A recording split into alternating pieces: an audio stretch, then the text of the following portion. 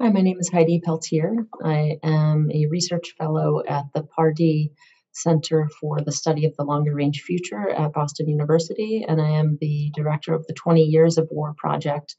which is part of the Cost of War project at Brown and Boston universities. So in this project for the Security and Context Initiative, I'm interested in understanding more about the responses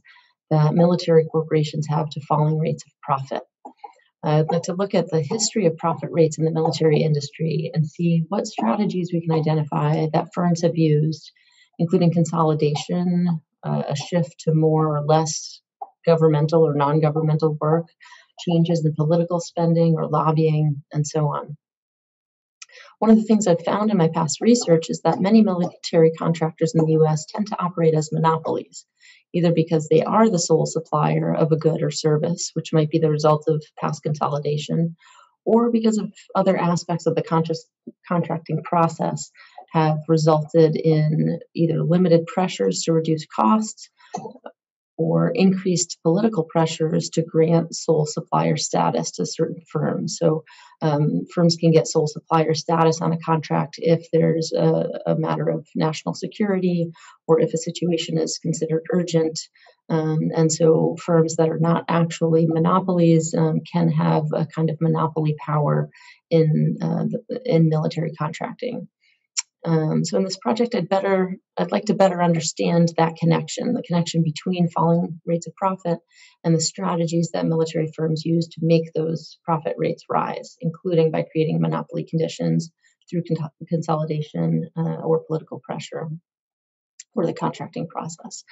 In June 2020, I published a paper through the Cost of War project at Brown and Boston universities entitled The Growth of the Camo Economy and the Commercialization of the Post 9/11 Wars.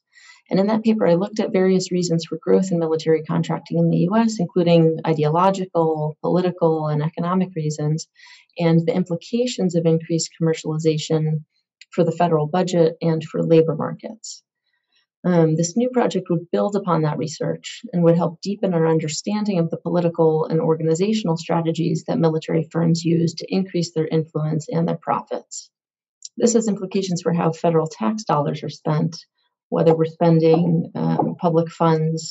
for profits for military firms or for other purposes such as healthcare, research, clean energy, infrastructure, and so on. Increased political influence combined with increased profitability, which is what we expect to find at certain periods in US history, including the present, increase the militarization of the budget.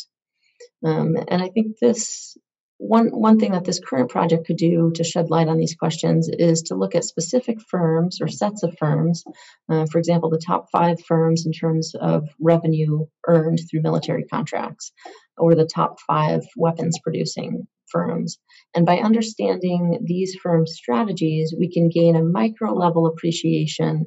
of how profits and political pressure, measured through lobbying and campaign contributions, lead to macro level implications for budget and security. One recent example of this confluence of military contract spending and political pressure came in 2020 when some defense firms received tens of billions of dollars through the CARES Act, which was the first COVID relief act. In some cases, military firms received funding to upgrade headquarters or to start early production of a contract that was slated in the future. These funds would have been better targeted to struggling firms or struggling families, but the political influence of large military firms like Lockheed Martin, Northrop Grumman, Raytheon, etc., resulted in funding being channeled to them instead of to families, businesses, and industries that most needed it.